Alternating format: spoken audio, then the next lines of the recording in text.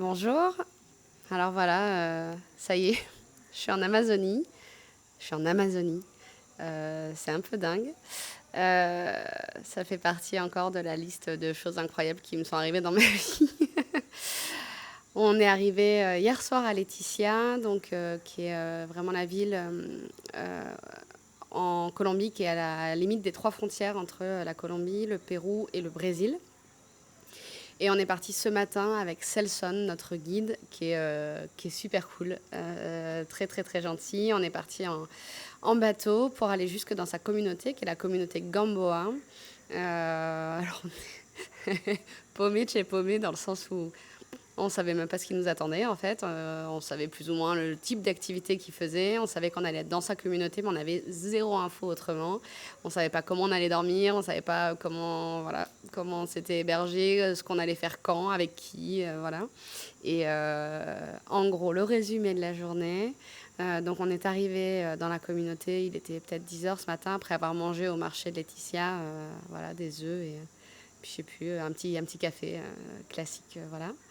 Euh, on est arrivé, on a attendu un petit peu, on est allé faire une balade dans la jungle. Et là, c'est la jungle, quoi. On se promène avec un machete et on regarde bien partout autour de nous. On touche surtout pas les arbres parce qu'il y a des épines et compagnie. On fait bien attention à pas marcher sur des serpents. Et puis ensuite, qu'est-ce qu'on a fait? On est revenu, on a mangé, on est parti. Qu'est-ce qu'on a fait? On est parti se balader après. Si, c'est ça. On est parti se balader. On a pris le bateau pour aller sur la rivière et aller se balader le long du fleuve de l'Amazonie pour essayer de repérer des choses. Les choses qu'on a repérées, en l'occurrence, on a vu des paresseux, on a vu des singes. Les arbres sont complètement fous avec des racines et des lianes qui partent dans tous les sens.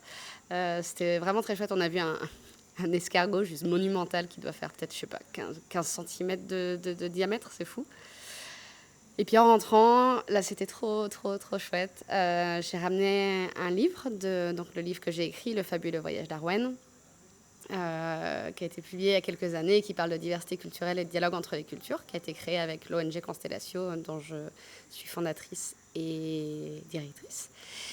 Et donc, on a réuni les enfants de la communauté. Bon, il n'y en avait pas beaucoup, je sais pas, ils étaient, je sais plus, 6, 7, 8, un truc comme ça. Et je leur ai raconté l'histoire de la petite Arwen, de la petite bretonne Arwen qui voyage dans le monde et qui découvre les musiques du monde, etc.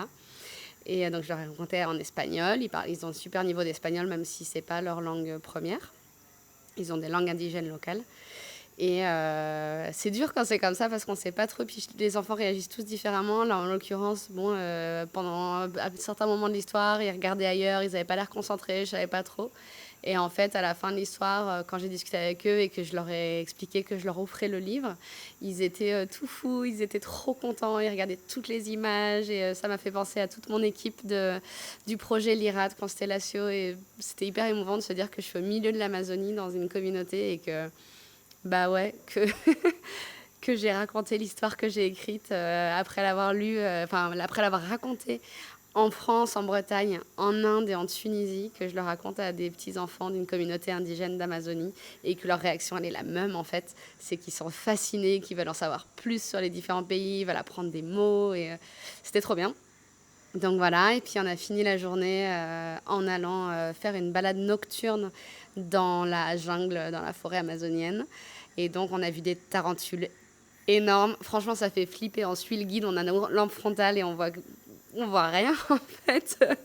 On a vu des scorpions, on a vu ce qu'ils appellent l'araignée scorpion, qui est assez impressionnante aussi. Mais bon, le plus impressionnant, clairement, c'est la tarentule. Donc voilà, et puis là on est rentré, on a mangé, ils nous avaient préparé, c'est super bon. Bon, toujours beaucoup de riz ici. D'ailleurs, ils sèment le riz sur les bords de l'Amazonie. On voyait des gens avec de la vase ou de la boue au-dessus du ventre qui jetaient des trucs. Et en fait, on nous a dit que voilà, qu'ils sèment du riz le long de l'Amazonie. Et puis, bah, sinon, voilà le résumé de la journée. On est sous la pleine lune là, c'est complètement fou. J'arrive pas à croire qu'on soit en Amazonie, mon papa et moi. Donc voilà, donc je vous raconterai la suite demain au prochain épisode, mais je suis très contente et très chanceuse et c'était une magnifique journée, haute en couleurs et complètement, voilà, complètement dingue. Allez, la suite demain. Ciao, ciao.